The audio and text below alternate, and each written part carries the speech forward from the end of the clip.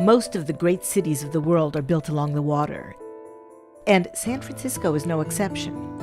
But sea level rise, fueled by climate change, is threatening to reclaim this land and the communities that are built on it. We're in the financial district in San Francisco. This is actually the Embarcadero. The Embarcadero. It's at the edge of the financial district.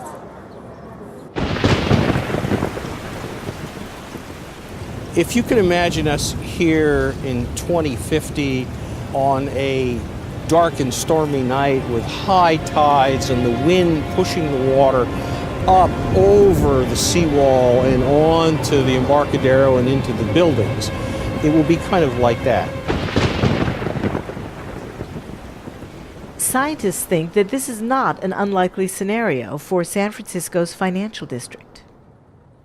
We've had 8 inches of sea level rise in San Francisco Bay, and we know this because the oldest and longest continuously operating tide gauge in the entire United States of America is at the Golden Gate. It's measured for the past century and a half. We're standing on a pier that is right above the tide gauge, and it's totally underwater, and we can't see it. The tide gauge is basically a tube that the water flows into, and using air pressure, we are able to measure the level of the sea, which is then transmitted to computers, which upload that information to satellite. I don't know anything about sea level rising in San Francisco. I don't really have an opinion. Sea level right now, we're above it. It's not something I know a lot about. Honestly, I never really stopped to think about it.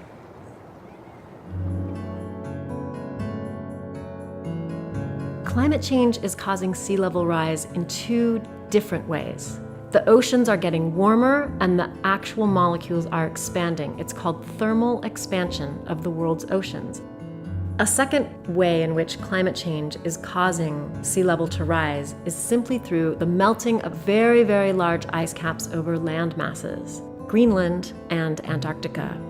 On top of all this, there's the added impact of feedback loops. When ice melts, you now have darker oceans that are absorbing the sun's heat. The more the ice melts, the more that sunlight is absorbed, which heats things up even more, which causes more ice to melt, and there we are in a feedback loop. Sea level rise becomes a big problem when it's combined with another effect of climate change: more and more extreme weather. The word is climate disruption. It's climate disruption. The kind of intense storms that we've seen once every 100 years, we'll see 10 times as often in the future. Those storms that we used to have are now getting more intense. That means more rainfall, more winds, and wind is what pushes the surface of the water around, creating bigger waves. And bigger waves are causing coastal flooding. So if you combine sea level rise, the slow filling of the bathtub of the bay, with these splashing events, which will occur far more often, we're going to have much more flooding more regularly. This will happen with increasing frequency into the future, and that's a direct impact of climate change. It's not just downtown we're talking about. This will affect the entire San Francisco Bay Area. San Francisco and Oakland International Airports. Silicon Valley, home to Apple and Intel and Google, are vulnerable to sea level rise. It's important to understand that you're part of an overall system.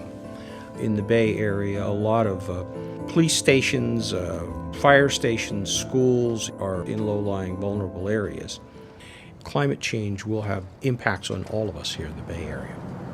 People get hurt, people will lose homes, businesses will suffer. Shipping and tourism. It would create chaos. I think it would affect a lot of people, actually, a lot of people.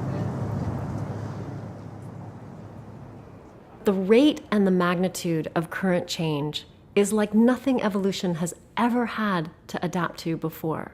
We still have time to halt the worst impacts of sea level rise, and we cannot consciously pass this down to our children and our grandchildren.